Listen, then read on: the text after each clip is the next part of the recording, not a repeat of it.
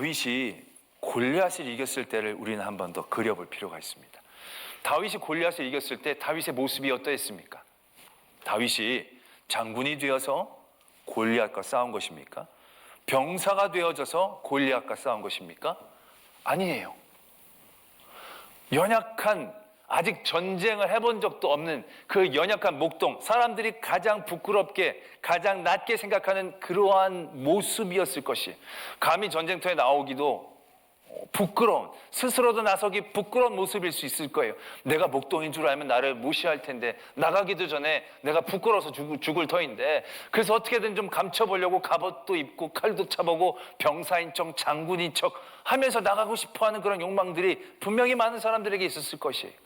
사람들은 그렇게 다윗을 만들어 주려고 했어요. 꿀리지 않게, 연약해 보이지 않게. 그러나 다윗이 골리앗을 이겼을 때 모습은 어떤 모습입니까? 목동 그대로였어요. 사람들이 알아주지 않고 인정하지 않은, 어떻게 보면 굉장히 부끄러운 모습 그대로였어요. 더 이상의 것들을 가질 필요가 없었어요. 칼도, 창도, 방패도, 투구도 그에겐 필요 없었어요. 그가 갖고 나간 것은 다 그 목동이었던, 가장 연약한 그 자리에서 갖고 있었던 그것이에요. 가방, 돌팔매할 수 있는 제구, 그리고 가다가 돌멩이. 그게 골리앗을 이기게 하시는 하나님이 다윗을 사용했던 모습 그대로였다라는 사실이죠. 사도 바울도 그렇습니다. 사도 바울이 얼마나 하나님의 일들을 많이 했습니까? 하나님에게 얼마나 많은 영광을 돌렸습니까? 근데 그에게도 연약함이 있었어요. 그게 바로 뭐냐? 육체의 가시가 있었다는 게, 질병이 있었다는 거예요. 아주 심한 질병, 그가 간절히 기도할 수밖에 없는 그런 육체의 연약함이 있었다는 거예요. 더 건강함으로 힘있게 하나님의 나라를 많이 알고 싶었던 바울이었지만 그런 육체의 가시가 그를 늘 붙잡았다라고 생각하는 거죠. 사람들, 바울도 그렇고 많은 바울의 동역자들, 교인들도 얼마나 그걸 안타까워했겠어요.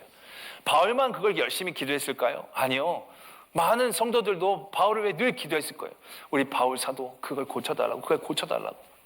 여러분, 그게 바울 사도에게는 큰 힘도 됐겠지만 굉장히 무안하고 부끄러운 부분이 될 수도 있었다는 거예요. 저도 저에게 부임해가지고 그의 디스크 수술을 제가 했잖아요. 그 다음부터 교인들이 기도할 때마다 우리 목사님 허리를 붙잡아달라고, 허리를 붙잡아달라고.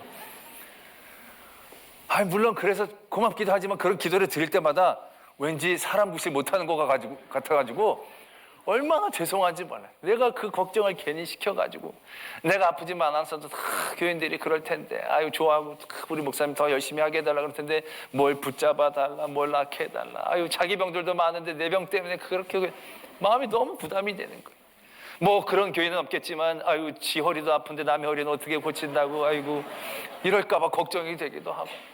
사도 바울도 그럴 수 있을 거라는 얘기죠. 기적도 행하고 병도 고치고 막 불같은 능력으로 나갔는데, 왜 자기 병은 저렇게 못 고쳐? 그것만 고치면 날아다닐 텐데 왜 자기 이름 자기가 못하지? 아마 그러한 어떠한 비아냥거림에 대한 부담감들도 분명히 있을 수 있었을 것이라는 얘기죠. 그래서 바울 열심히 연약함을 극복하려고 기도했어요. 근데 하나님이 바울의 연약함 가운데 바울에게 어떻게 반응하십니까? 그 연약함을 벗어나거나 연약함을 강함으로 바꿔서 극적으로 낫게 해주셔서 막 간증을 막 하게 그러한 거리를 주신 게 아니에요. 오히려 그런 가운데 하나님 그대로 두셨어요. 연약함 그대로. 그리고 바울에게 깨닫게 해주신 거예요. 그 연약함 부끄러운 것이 아니다. 연약함 악함이 아니다. 연약함 내 은혜가 족해지는 하나님의 자리이다. 하나님은 바울에게 그러한 깨달음을 주시고 또한 우리에게도 그러한 깨달음을 주고 계신다라는 사실입니다. 우린 이 세상에서 살 때 자신의 연약함 많이 부끄러워하죠. 숨기기를 원하고 이것만 바뀌면 내 삶이 굉장히 바뀔 것 같은 그런 많은 기대와 함께 절망을 같이 가지고 살아갑니다. 왜? 우리 연약함이라는 게 애쓰고 힘써서 바꿔질 수 있는 게 많지 않거든요. 그대로 내가 짊어져야 될 연약함이 참으로 많거든요. 그런 자리에 우리는 늘 절망하고 원망하고 잊고 애쓰려고 부단히도 노력을 하죠. 그러나 우리의 연약함을 메꾸기 위해 우리가 애쓰고 덮고 그래서 얼마나 덮을 수 있습니까? 얼마나 거기서 화려해질 수 있겠습니까? 얼마나 만족해질 수 있겠습니까? 하나님은 그러한 우리의 자리에서 그 자리를 보내도 은혜되게 하나님의 뜻에 맞게 이해하고 바라보기를 오늘 우리에게 말씀하고 계시는 거죠. 아사 왕이 그랬습니다.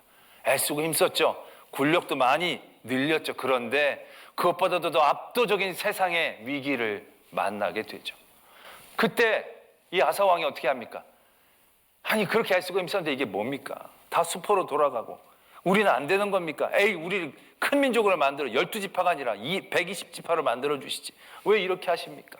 라고 얘기할 수도 있지만 그 자리에서 이 아사 왕은 바르게 그 자리를 깨닫죠. 그리고 이렇게 기도하죠.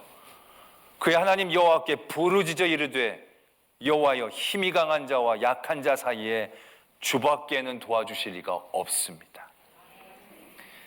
우리 군대를 더 많이 늘려주십시오. 병거를 주시고 신무기를 주십시오. 그렇게 기도하지 않았고요. 저희는 약합니다. 인정하죠. 약한 걸 인정하니까 그 다음이 술술 기도가 되어 하나님밖에 없지 않습니까? 하나님이 도와주셔야 되지 않겠습니까? 이래서 우리가 어떻게 삽니까? 하나님을 경외하는 백성을 긍휼히 여겨주셔야 되지 않겠습니까?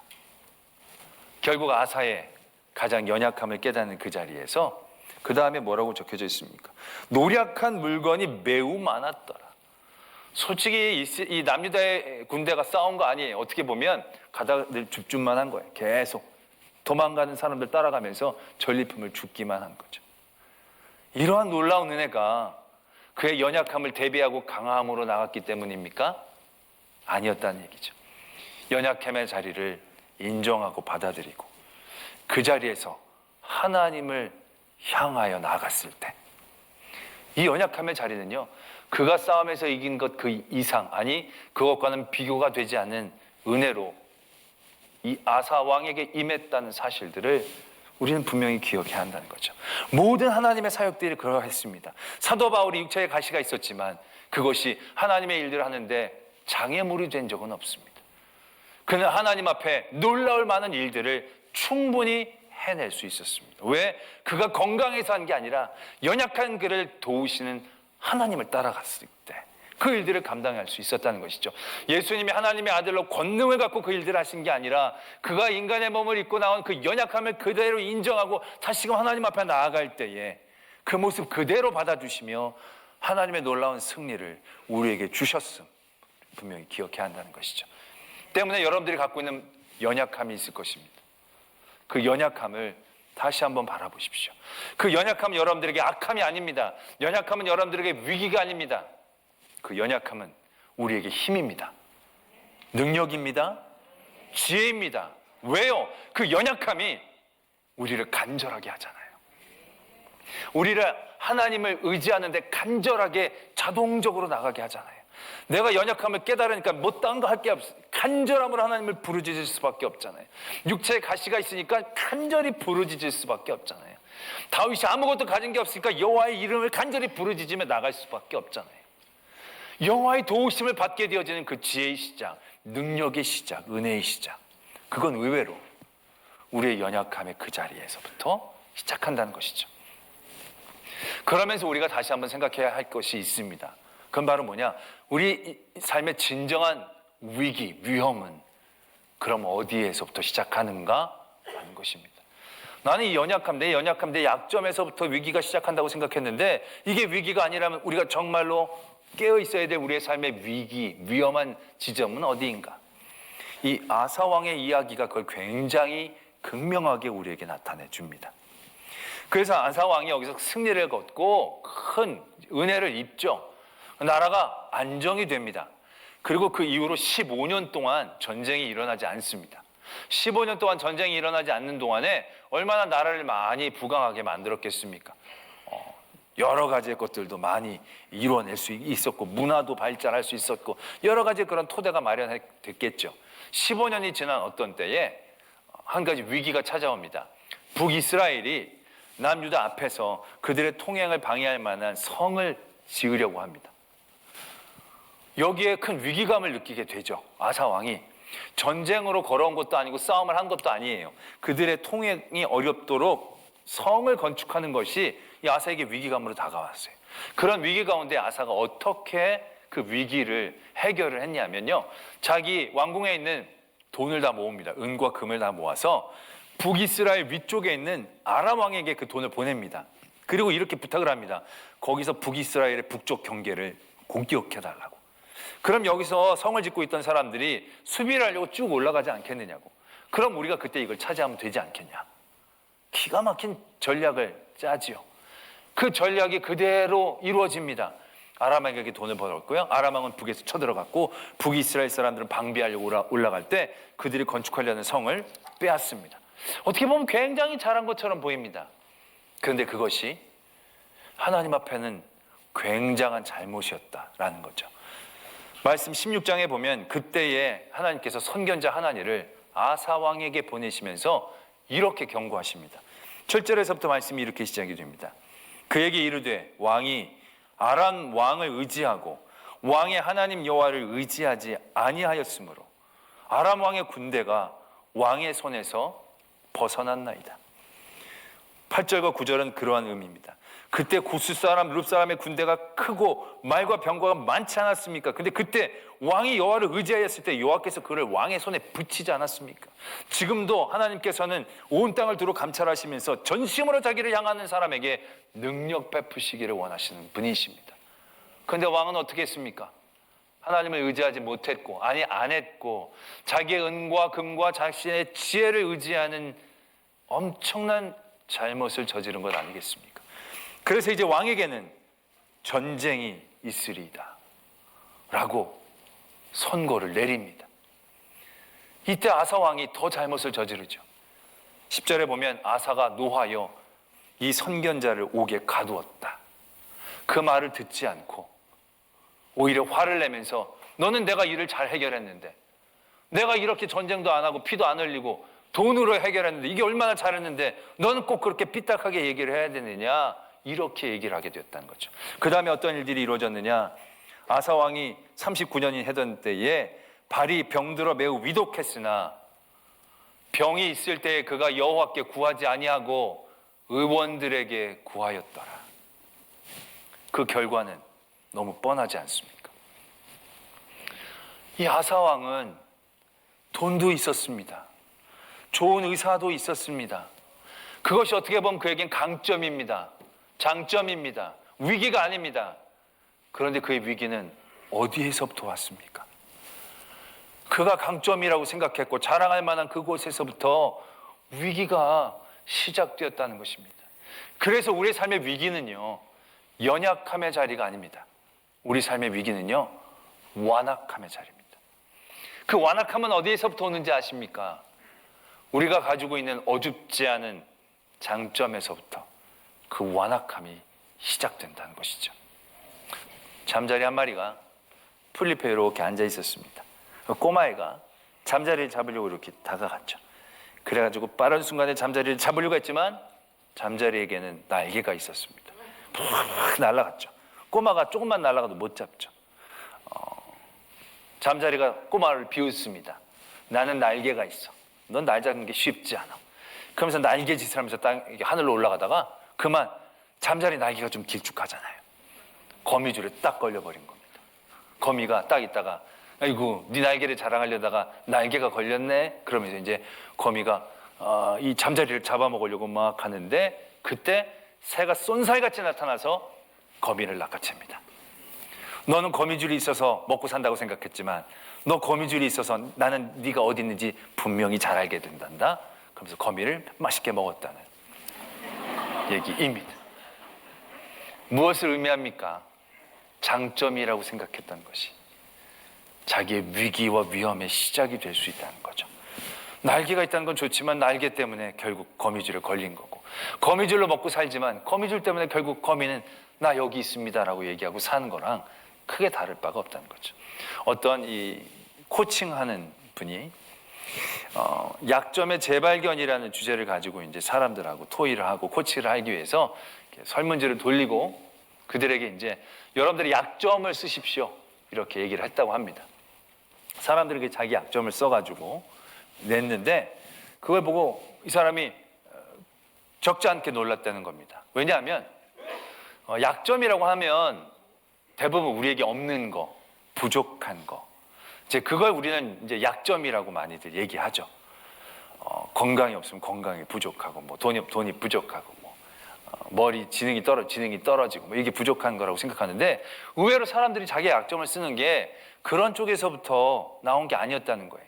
오히려 장점이라고 얘기하는 그곳에서부터 약점이 나왔다는 거예요. 어떤 분이 나는 거절을 잘 못하고요. 일을 한번 맡으면요 죽도록 열심히 합니다. 그래서 내 몸을 너무 괴롭힙니다. 좀 지혜롭게 그걸 잘 정리를 못하는 그런 약점이 있습니다. 이 부분은 책임감이 강한 장점이 있는데 그 장점이 그렇게 양점으로 나타난 겁니다. 어떤 분은 나는 너무너무 예민해요. 예민해가지고 뭐 하나를 제대로 넘어가지를 못해요. 그냥 좀 넘어갔으면 좋겠는데 그게 너무 걸려가지고 쉽지 않아요. 난 이게 너무 내 약점이에요. 근데 어떻게 보면 그분은 굉장히 민감한 거거든요. 민감함은 여러 가지 것들을 잘 파악하고 표현해낼 수 있는 그 사람의 장점인데 그게 약점이 될 수 있다는 사실이라는 거죠. 세상에서 강점이라고 얘기하는 대부분의 것들이요 그런 모습들을 가지고 있어요. 저도 약점이 하나 있습니다. 뭐냐면 요즘은 잘 안 통하는데 옛날에 많이 통했는 게 버스를 타면요 앉지를 못해요. 앞이 너무 짧아가지고 얼마나 불편한지. 택시를 타려고 그래도 5분밖에 못 탈 것 같아요. 얼마나 약점인지. 돈이 많이 드는 약점을 갖고 있어요. 기분 좋습니까? 들으시면? 대부분 이런 얘기를 하고 있는 거예요. 보면 사람들이 내가 약점이라고 얘기하지만 어떻게 보면 그건 강점이야, 장점이야. 근데 우리가 강점이고 장점이라고 생각하는 모든 것들이 이 세상에서요 다 같은 장점으로 작용하지 않는다는 거죠. 그 안에 다 위기들을 포함하고 있다는 거예요. 우리는 연약한 점만 두려워해요.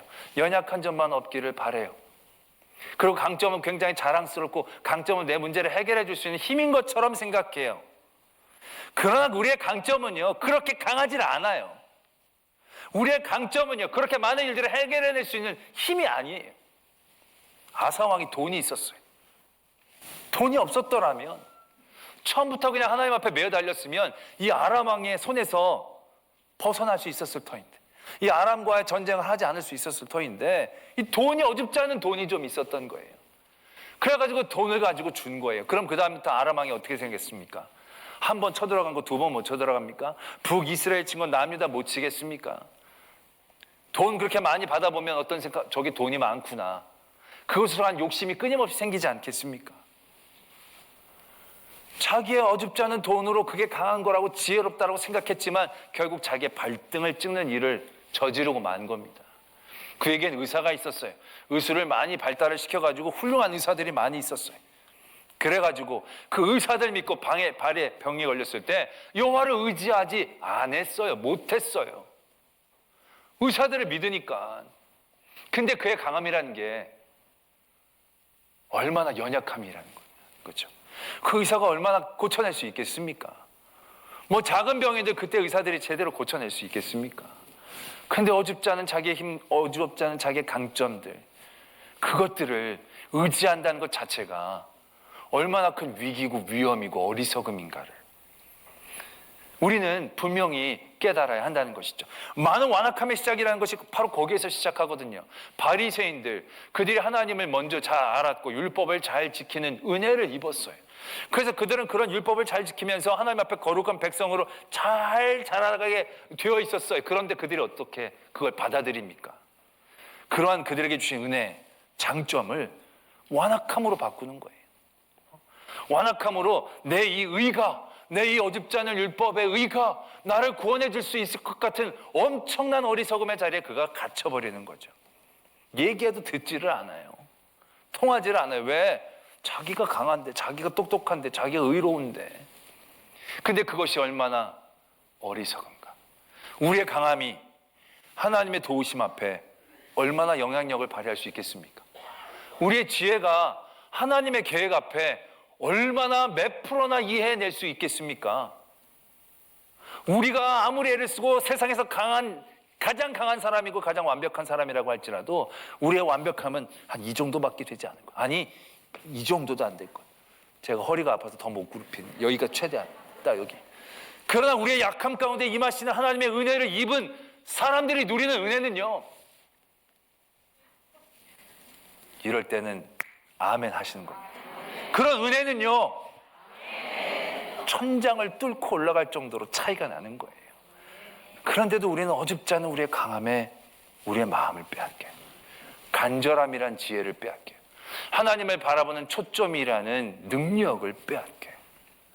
이것이 얼마나 위험한 일인가를 우리는 분명히 아셔야 한다는 것입니다. 우리는 지금 성령의 시대를 살고 있습니다. 성령 하나님의 은혜를 누리지 않고는 살 수 없는 그런 시대. 그런 시대에 하나님의 은혜와 능력을 온전히 누리기 위해 우리의 가짐은, 몸의 자세들은 어떻게 되어져야 하는 것입니까? 지난주에 우리가 성령의 사역을 우리가 살펴보면서 성령의 은혜를 누리는 우리들의 모습 봤지 않습니까?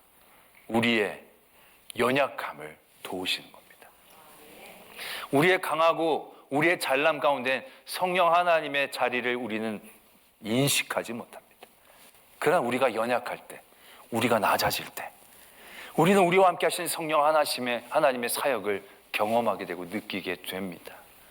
그것이 우리에게, 이 시대를 살아가는 우리에게 주어지는 가장 기쁘고 즐겁고 놀라운 능력이 되어지는 것을 우리 분명히 아셔야 한다는 것이죠. 때문에 우리는 우리의 연약함의 자리를 다시 한번 바라봐야 합니다. 우리가 완악해지는 그 자리가 얼마나 위험한지를 인식하고 인정해야 합니다. 그리고 우리의 자리를 늘 연약함의 자리 그곳에서부터 시작할 수 있는 믿음의 실력을 갖춰야 합니다. 제가 늘 말씀을 드리지만 다윗이 하나님 앞에 그 큰 은혜를 받고 있는, 그 큰 사랑을 받을 수 있는 가장 큰 다윗의 원동력이 뭐냐? 다윗은 자기가 연약할 그때를 잊지를 않습니다. 그때를 내어놓지를 않습니다. 그때에서부터 늘 시작합니다. 내가 목동이었는데, 내가 아무것도 없는, 보잘것없는 나였는데, 그 나를 도우시는 그 하나님의 그 자리, 왕이 돼서도 주변의 모든 대적들을 다 무찌르고 평안히 궁에 거할 그때에도 다윗은 무엇을 생각했느냐?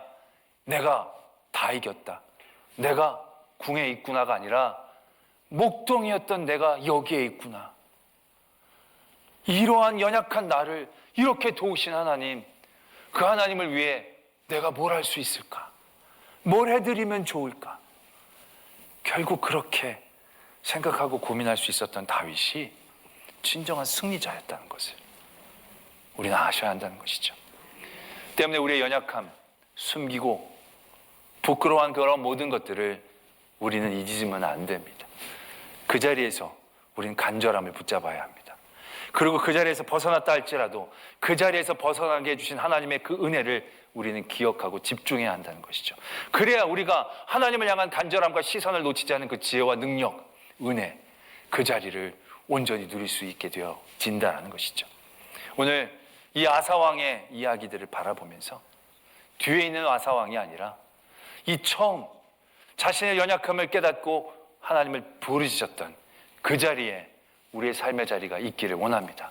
우리의 위기는 연약함이 아니라 완악함이다라는 사실들을 잊지 마시고 완악함의 자리에서 연약함의 자리로 우리의 삶의 방향을 돌려 하나님께 나아가는 저와 여러분들이 되어지기를 소망합니다.